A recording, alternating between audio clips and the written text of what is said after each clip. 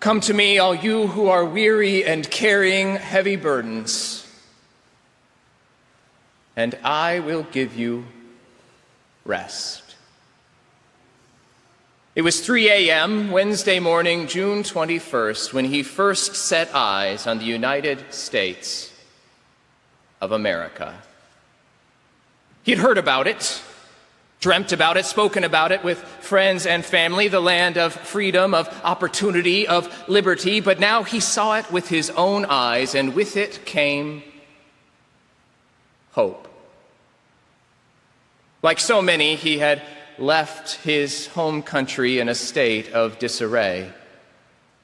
The violence of the previous months had left bodies in the street and lives destroyed. His hometown was now under foreign occupation, and he, having fought and lost, now left, at least for a moment, to make his mark in a new land. Unlike so many, he came with a little change in his pocket. Too often the difference between those we deem as desirable and those we turn away. But Frederick Bartholdi had something else as well. A dream. An idea in some ways as big as the American idea itself. And for the next 15 years, he would stop at nothing to bring that dream to life. Come to me, all you who are weary and carrying heavy burdens, and I will give you rest. Of course, Bartholdi was not the first to come to this land with a dream. In some ways, the United States is known as the land of dreams, a place where at our best, dreams come to life, where at our best, we can start with nothing and build something, where at our best, all are entitled to life, liberty, and the pursuit of happiness. The challenge, of course, is that we are not always at our best. Not from our founding, when those self-evident truths were limited to white men, and not now, when too often it feels like not much has changed. To be clear, there is greatness in this land, in that promise of opportunity for all, but there is always, and always has been, inherent contradiction. That the country founded on freedom for all was built on the backs of slaves, taken from their land, shipped on ships named Jesus, and tortured into building the economy we continue to enjoy today, is itself a contradiction. And they continue to this day. We've seen them over the last couple of weeks, haven't we? As parents and children are separated at our borders, it is a tangible, shameful, visceral reminder of that ideological struggle now generations old with what it means to be great. Not again, but at all.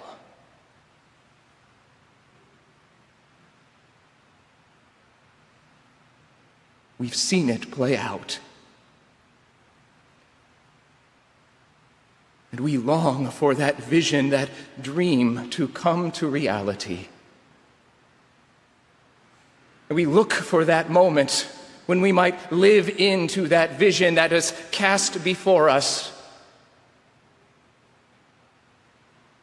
It's a struggle that is too often forgets that very few of us were native to this land. In other words, friends, all of us at some point or another, we or the people who came before us, were new. And though too many came through the bonds of slavery, there were those who came looking for a dream, who looked to this land as a place of opportunity, who looked at this land as that city on a hill, as a embodiment of that Christian ideal we heard Christ proclaim today. Come to me, all you who are weary and carrying heavy burdens, and I will give you rest. And at our best, we have lived into that dream, and at our worst, we have walked away from it. Too often when we say this is a Christian nation, we use it to mean the opposite. to make it clear who is welcome and who is not. But that is not what Christ came to proclaim. Come to me, all who are weary and carrying a heavy burden, and I will give you rest. And when we live into that, we become great. And yet for all of our struggles on this, our eve of our 242nd birthday, with all of our struggles, and they are legion, there is something in this nation worth saving. There is an idea here worth dreaming about and sharing with others. It was that idea that Frederick Bartholdi came to embrace. Come to me, all you who are weary and carrying a heavy burden, and I will give you rest. The seed of the idea had been planted 6 years before at a dinner party where most good ideas begin. This was held in Paris, France, in celebration of the end of the American Civil War and mourning the assassination of Abraham Lincoln. He was invited because he was an up-and-coming artist, and he accepted because he really needed some work.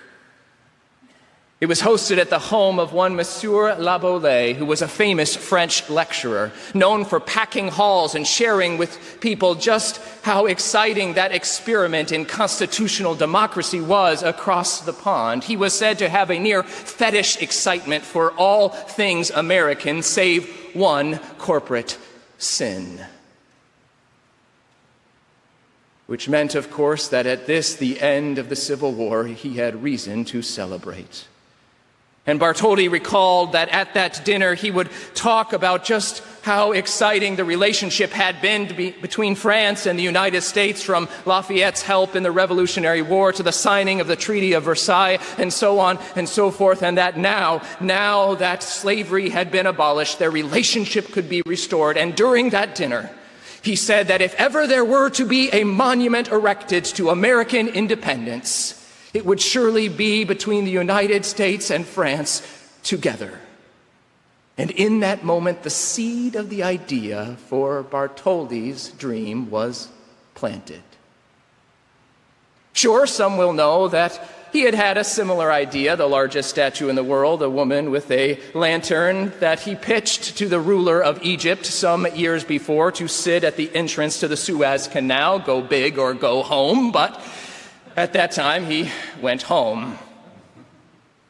In other words, he had always had the idea for making a colossal statue, but it wasn't until that moment at that dinner that he realized what it meant. That it became a symbol of freedom. Come to me, all you who are weary and carrying a heavy burden, and I will give you rest. And so it was on June 21st, 1871, at 3 a.m. that Wednesday morning, that he, Frederick Bartholdi, looked over the New York harbor for the first but not the last time. He had so much to figure out, thousands of problems to solve, from how to build it, from where to build it, to how he was going to pay for it, but he decided to start with the where. With letters of introduction in hand, he began going to as many people as he could, trying to look at spots. He first went to Central Park, where Olmsted had just been given a commission to turn that swampland into something beautiful, but they didn't quite get his project. He went down to Battery Park, looking there, thinking maybe that would be a place to house this statue, but it didn't quite work. And yet it was right there that he was looking out across the harbor that he noticed a small 14-acre island where an old military fort had stood, where more recently executions had taken place alongside its sister island, Ellis. That is, Bedloe's Island, he saw as the possibility where his dream just might come to life. Only no one else saw what he did. Every place he went, people just shook their head, not quite knowing what to do. And so 7 days into his trip, he wrote to his mother that he was changing his tactics. That is, he began to, let's say, stretch the truth a little bit, first a little and then a lot. He would go, perhaps remembering back to that dinner party some 6 years before. He went and he shared with people in the United States, the people of France are so excited to build this statue. They're going to take care of the hard part, building the statue. All we need from you is a place to put it and a modest pedestal. And he kept going. Still, it didn't spark that much interest, but it got him a meeting with the President of the United States, Mr. Ulysses S. Grant. And as he sat with him, he shared with him his vision. He listened raptly and even enthusiastically, but made no commitments. And yet it was enough for Bartholdi. He went back to France, and he began to tell everyone there how excited everyone in the United States was to accept this statue, that they were going to pay for the hard part, the land and the pedestal. All we'd have to do is build a statue. How hard is that? And so it went back and forth, him convincing each side just how excited the other side was to build this statue, and eventually the idea took hold. It began to take on a life of his own. To figure out how to build it, how to make it stand up, he reached out to a young, up-and-coming engineer who had a dream that he would later envision and see come to life down the road, Gustave Eiffel. Perhaps you've heard of him. He helped him figure out how to build the thing, and at first Bartholdi had the idea that it was going to be all ready and built by the centennial of the United States. Only he couldn't get the funding, and so he delayed the project a little bit. We know the feeling, don't we? And so he settled for sending the torch to that Philadelphia exposition, along with a diorama of what it might be like to look out over New York Harbor from the perch of that torch. And it was enough to generate excitement in the project, and people began to wonder what it might look like, and yet still no one would pony up some money, and so the project took more years to come to life. No one could quite get the full vision of what it was he was trying to do until, that is, a young woman decided to hold an art exhibition, a fundraiser for this project, where she had the foresight to solicit one of her good friends, a young, serious Jewish woman named Emma Lazarus, to write a poem in liberty's honor.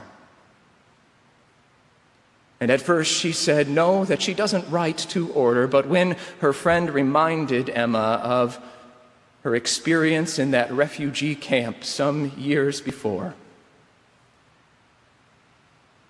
she found inspiration for that poem, the new Colossus. Perhaps you know it. Not like the brazen giant of Greek fame with conquering limbs astride from land to land, here on our sea-washed sunset gate shall stand a mighty woman with a torch, whose flame is imprisoned lightning, and her name, Mother of Exiles. From her beacon hand glows worldwide welcome. Her mild eyes command that air-bridged harbor that twin cities frame. Keep, ancient lands, your storied pomp, cries she with silent lips. Give me your tired, your poor, your huddled masses yearning to breathe free, that wretched refuse of your teeming shores, and these, homeless, tempest-tossed to me, I lift my lamp beside the golden door. Give me your tired, your poor, your huddled masses yearning to breathe free, the wretched refuse of your teeming shores, and these, the homeless, tempest-tossed to me, I lift my lamp beside the golden door. It was a vision, an ideal of what it means to be a country that so spoke to the hearts of the people there that they began to see what this could be. It spoke to the heart of a young newspaper man named Joseph Pulitzer, who made a commitment in that moment to see this liberty come to life, to see the statue built. And he promised that anyone who gave even a penny would have their name printed on the front page of his newspaper. And so, piece by piece, penny by penny, they began to build it. And it was only when that ideal of what America could be, a place where no one would be turned away, a place where, regardless of stature or status, the statue could be built. Piece by copper piece, until finally on that day, October 28th, 1886, 15 years after he had first looked out over New York Harbor, Frederick Bartholdi found himself in the crown of his crowning achievement, overlooking that harbor again, this time filled with thousands of boats and 1,000 more people gathered at the pedestal of his statue. He sat waiting for the signal for someone to let him know it was time to pull the string, to drop the veil, to cue the cannons, and to reveal his Statue of Liberty to the world. Only, as sometimes happens in moments of excitement, he thought he saw the signal a little early, and so he pulled the veil, it dropped, the cannons went off right in the middle of Senator Everett's speech. And he never recovered the crowd. Let's just say it would not be the last time liberty got in the way of a politician's rhetoric. And for the last 132 years, that statue has stood overlooking the New York harbor. And too often in that time, we have forgotten what America at its best and what our faith at its core proclaims. Freedom for all and responsibility to one another. Two sides of the same coin. We can't have one without the other. We belong to one another, and we are better together. We didn't build the statue alone, and we won't keep liberty alive alone either. We might not need a statue to remind us of that, but sometimes it helps. The good news for us as a people of faith is that even if that statue were to crumble, or heaven forbid, this country were to fall, we would still have a torch to bear. The same torch given to us 2,000 years ago, and the same torch we will be carrying 2,000 years from now, a promise of hope for all, of love for our neighbor, and of the invitation of the Christian faith. Come to me, you who are weary and carrying a heavy burden, and I will give you rest. May it be so. Amen.